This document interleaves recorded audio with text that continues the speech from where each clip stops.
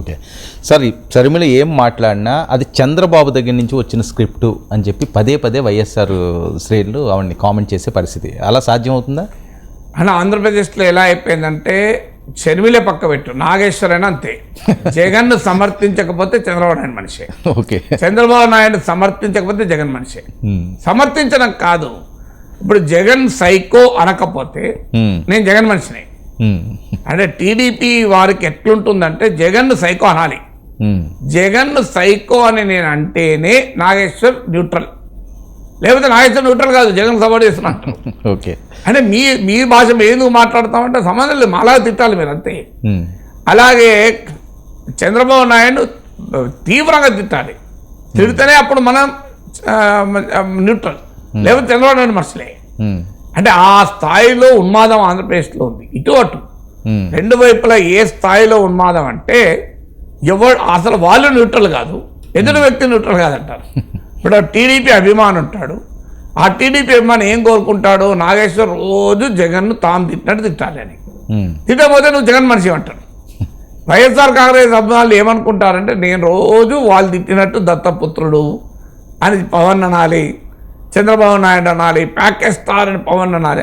అనలేదు అనుకోండి, మనం చంద్రబాబు నాయుడు మనుషులు అయిపోతాం. అంటే వారి బయాస్తో ఎదుటి వాళ్ళని చూస్తారు.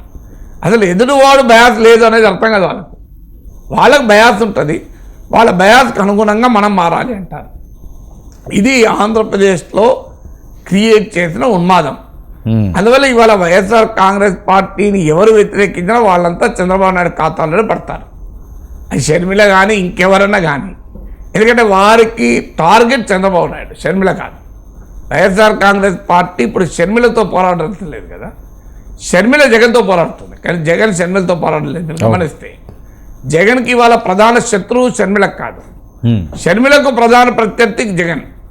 ఎందుకంటే షర్మిల పోరాటం వల్ల ప్రభుత్వం పైన జగన్ పైన, కానీ జగన్ పోరాటం షర్మిలపై కాదు. అందువల్ల జగన్ డైవర్ట్ హిస్ రిసోర్సెస్. అందువల్ల షర్మిలపై పోరాడాల్సి వచ్చినా అది చంద్రబాబు నాయుడుపై పోరాటంగానే చేస్తాడు ఏదైనా. ఎందుకంటే షర్మిలపై పోరాటం చేస్తే తన ప్రధాన ప్రత్యర్థి పోతాడు కదా. అప్పుడు మీరు చంద్రబాబు నాయుడు 2019లో బీజేపీ పైన భయంకరంగా పోరాడితే తనకు ప్రజలంతా ఓటేస్తారు అనుకున్నారు, కానీ జరగలేదు, ఓడిపోయాడు. ఎందుకు? ఆంధ్రప్రదేశ్లో బీజేపీ లేదు, లేని ప్రత్యర్థి పైన చంద్రబాబు నాయుడు ధర్మ పోరాటాలు చేశాడు. ఆయన ప్రత్యర్థి లేడు, ప్రత్యర్థి జగన్.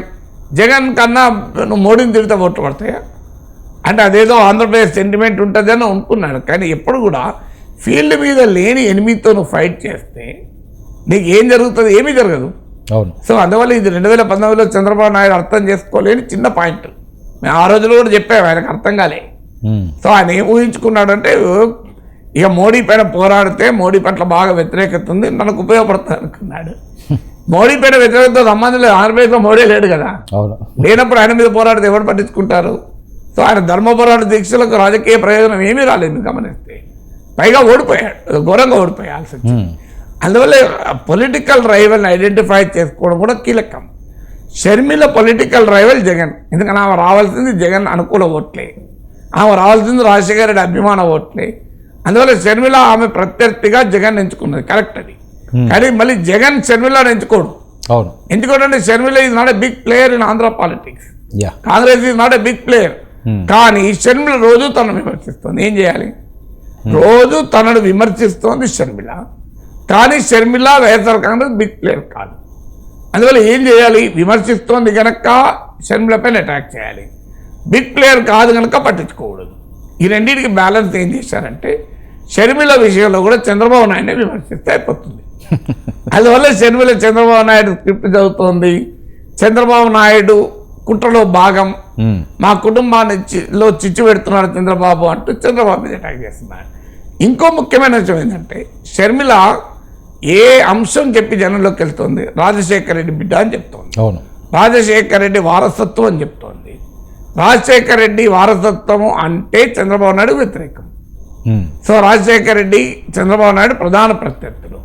అందువల్ల షర్మిల ఏ పొలిటికల్ ఐడెంటిటీతోనైతే ఆంధ్రప్రదేశ్ రాజకీయాల్లో ఎంటర్ అయిందో, ఏ పొలిటికల్ ఐడెంటిటీతోనైతే జగన్ ఎదుర్కొంటుందో, ఆ పొలిటికల్ ఐడెంటిటీని దెబ్బతీయాలి అంటే ఆమెకు రాజశేఖర రెడ్డి పేరు ఉపయోగపడకూడదు అంటే చంద్రబాబు నాయుడుతో బ్రాకెట్ చేయాలి.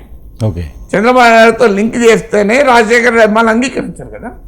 సో అందుకొరకు కూడా చంద్రబాబు నాయుడు స్క్రిప్ట్ చదువుతున్నారని Sharmila I think she's capable of writing our own script.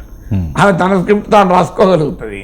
ఆమె కూడా రాజశేఖర రెడ్డి బిడ్డ కదా, రాజకీయాలు తెలియని కుటుంబం కాదు, రాజకీయాలు తెలియని మనిషి కాదు. అందువల్ల షర్మిలకు ఇంకెవరో స్క్రిప్ట్ రాయాల్సిన అవసరం లేదు. అంటే రాజకీయ అవసరాల రీత్యా ఎవరితోనైనా కలవచ్చు, కానీ ఆమె తన రాజకీయ ప్రయోజనాల కొరకు కలవచ్చు. కలవరని ఎవరితో కలుస్తారో ఏం చెప్పగలుగుతారు. కానీ స్క్రిప్ట్లు జగన్ రాస్తేనో చంద్రబాబు రాస్తేనో స్క్రిప్ట్ చదవాల్సిన అవసరం షర్మిలకు ఉంటుందని అనుకోను. ఆమె సొంత స్క్రిప్ట్ చదువుకోగలుగుతుంది, ఆమెకు రాసిచ్చే వాళ్ళు కూడా ఉంటారు. సో చంద్రబాబు నాయుడు రాసి వాళ్ళ అవసరం లేదు కదా.